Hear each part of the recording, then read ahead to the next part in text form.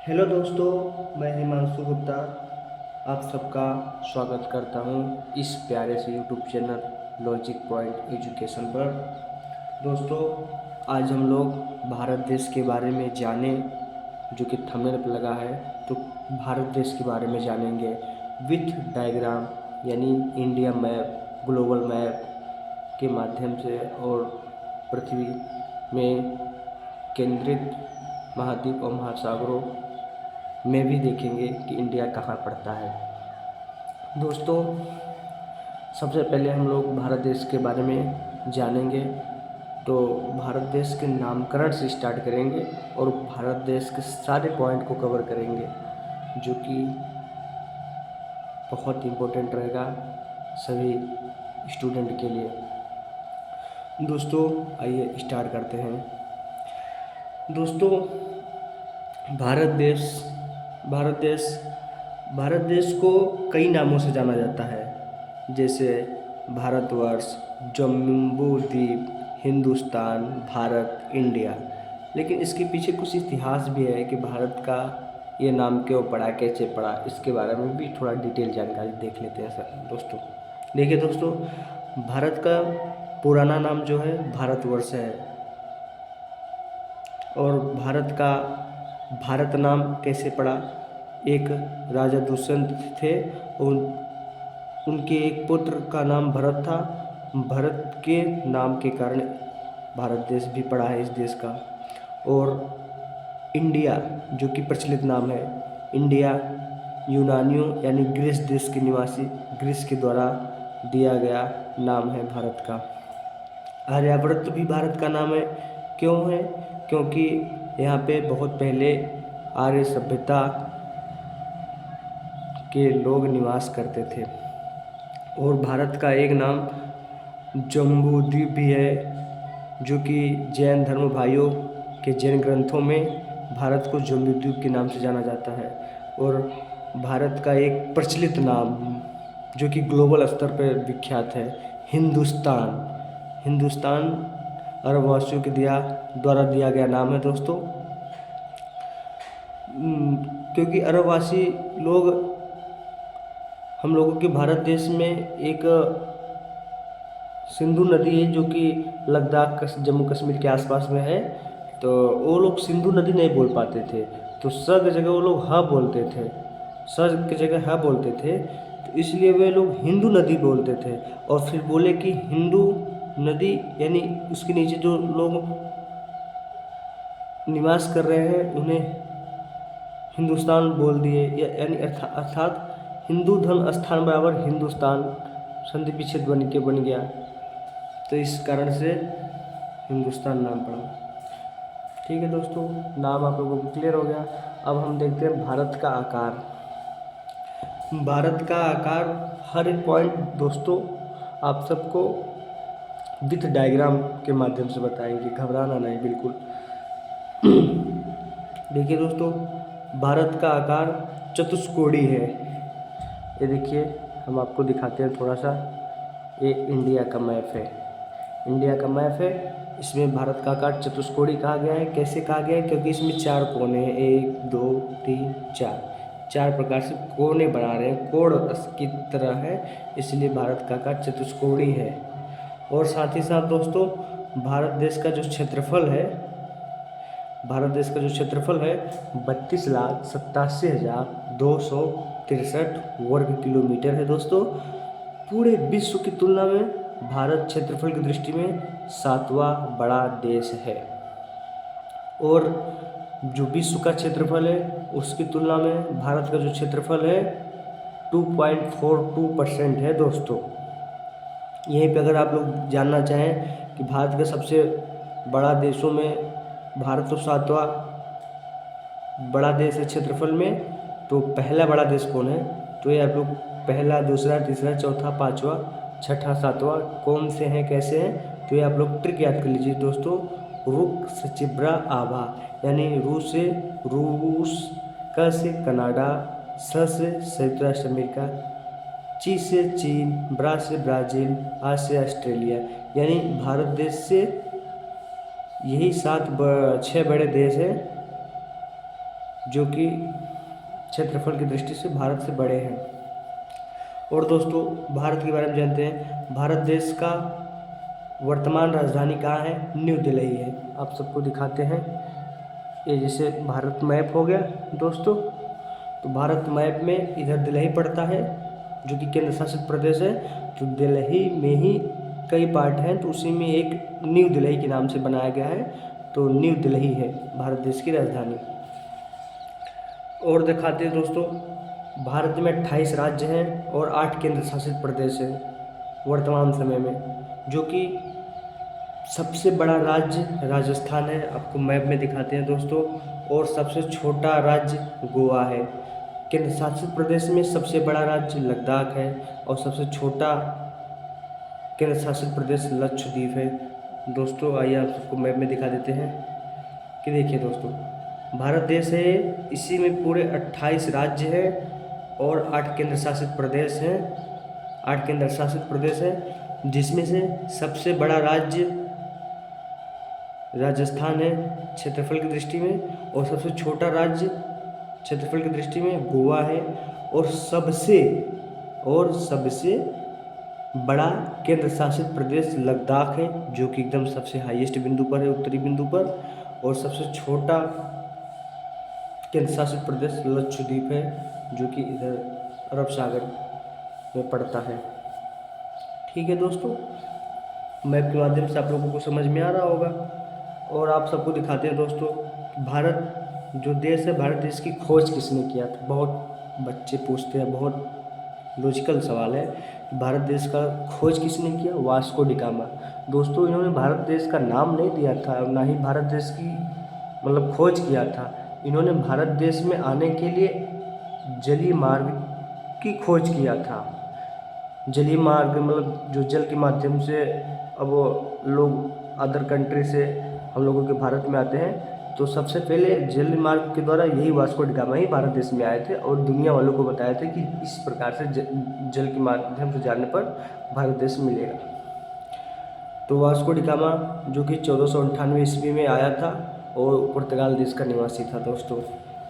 और देखिए दोस्तों, भारत देश दूसरा सबसे बड़ा देश है जनसंख्या की दृष्टि में, समझ लीजिए 2011 की जनगणना के अनुसार। और भारत जो देश है उसका उत्तरी बिंदु, दक्षिणी बिंदु, पूर्वी बिंदु, पश्चिमी बिंदु, इन सब के बारे में चर्चा करते हैं, फिर लंबाई के बारे में बताएंगे दोस्तों आप सबको। देखिए दोस्तों, भारत देश हो गया, ये भारत देश हो गया। भारत का मैप है, इंडियन मैप है जिसे बोलते हैं। इंडियन मैप में सबसे उत्तरी बिंदु जो है, जिसे इंदिरा कोल के नाम से जाना जाता है, सबसे उत्तरी बिंदु है। और स्थलित दक्षिणी बिंदु है, जिसे कैमेरिन के नाम से जाना जाता है। और सबसे दक्षिणतम बिंदु है इधर, जो कि बंगाल की खाड़ी में पड़ता है, तो इंदिरा पॉइंट, जिसे पिग्मेलियन पॉइंट या फिर पार्सन बिंदु के नाम से भी जाना जाता है दोस्तों। और आप सबको बताते हैं सबसे पश्चिमी बिंदु, जो कि सरस्रिक नाम है और उसे गौर माता के नाम से भी जाना जाता है। और सबसे पूर्वी बिंदु की विथु है, जिसे वालांगू के नाम से भी जाना जाता है। ये अरुणाचल प्रदेश में पड़ता है दोस्तों। अब आप सबको बताते हैं कि मतलब उत्तरी से भारत देश के उत्तरी बिंदु से दक्षिणी बिंदु तक की लंबाई कितनी है?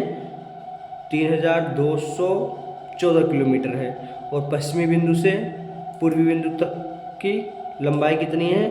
2933 किलोमीटर दोस्तों। ठीक है, कंसेप्ट क्लियर हो गया दोस्तों।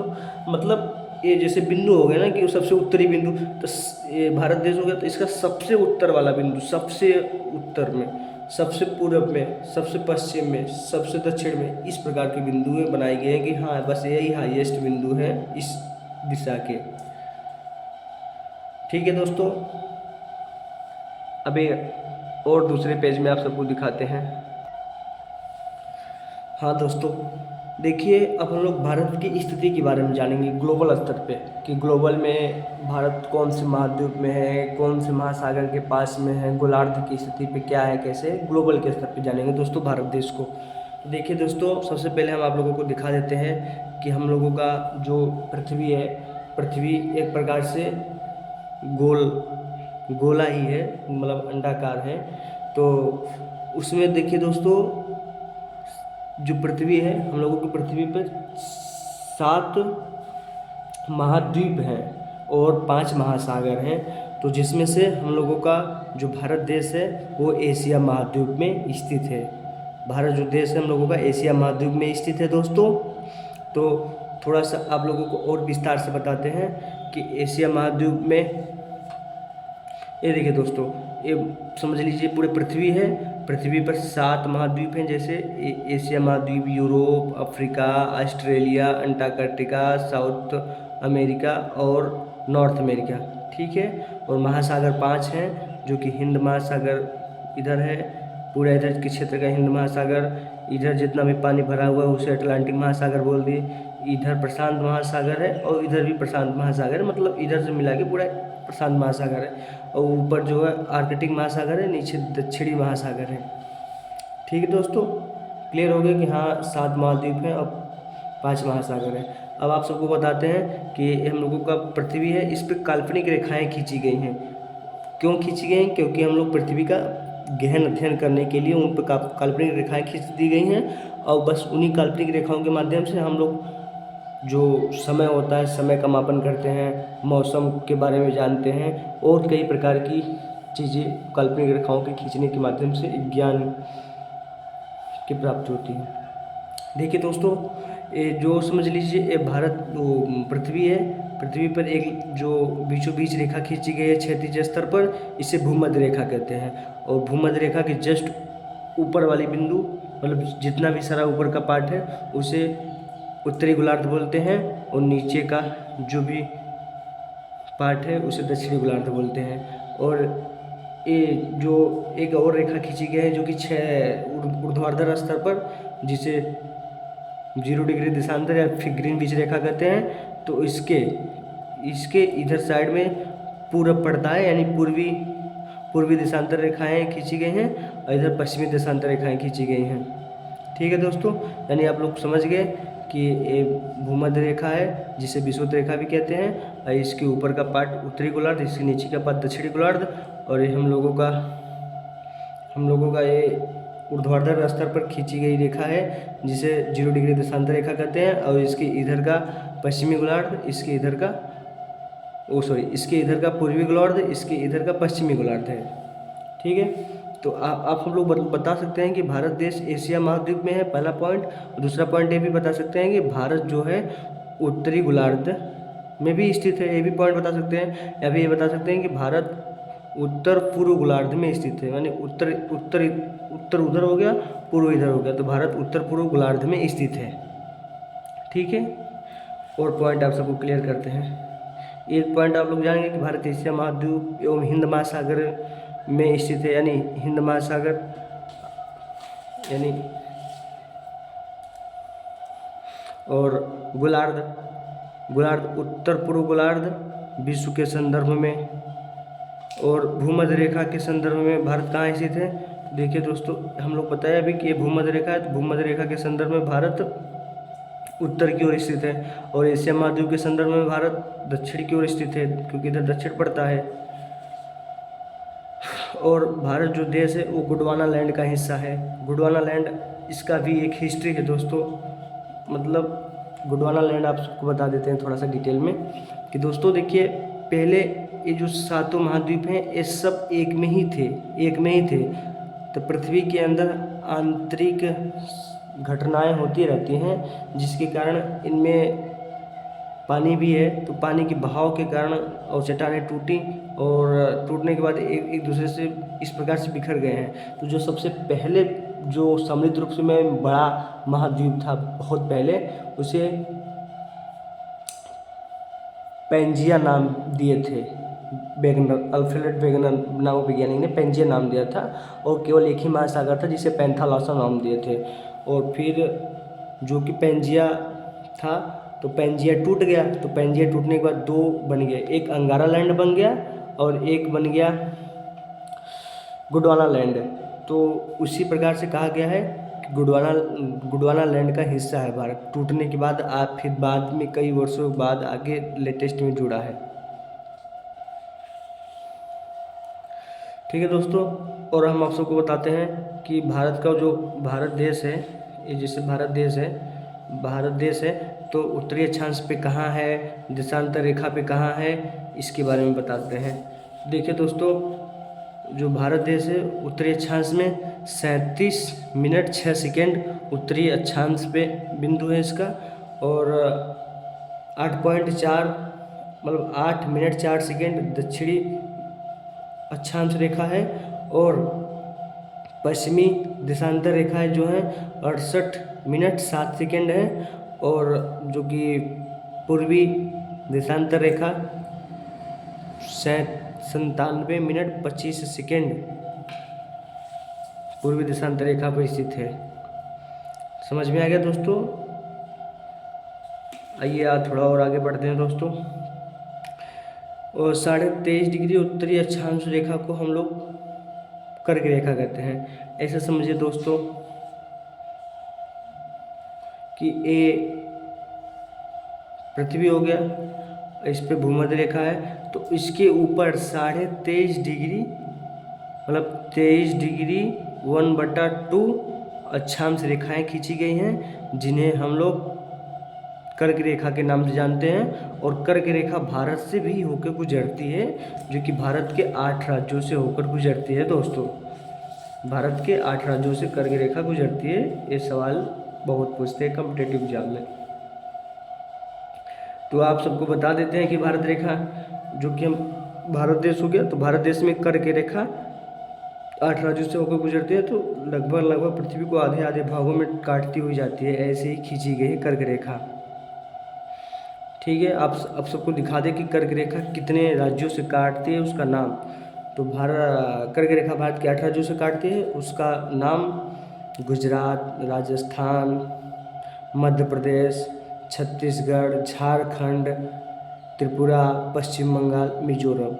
आप लोग ट्रिक भी याद कर सकते हैं दोस्तों कि गुराम 36 पत्र मियाँ, इससे आप लोग ट्रिक बना सकते हैं कि गु से गुजरात, राज से राजस्थान, म से एमपी, और 36 से छत्तीसगढ़, झ से झारखंड, प से पश्चिम बंगाल, त्र से त्रिपुरा, मी से मिजोरम। इस प्रकार से 8 राज्यों के नाम हो गए जिससे कर्क रेखा गुजरती है। ओके दोस्तों, आप सबको लगभग सारी जानकारियाँ हो गई हैं। आप सबको थोड़ा सा और डिटेल बता देते हैं मैप में। देखिए दोस्तों, ये हम लोगों का भारत देश है।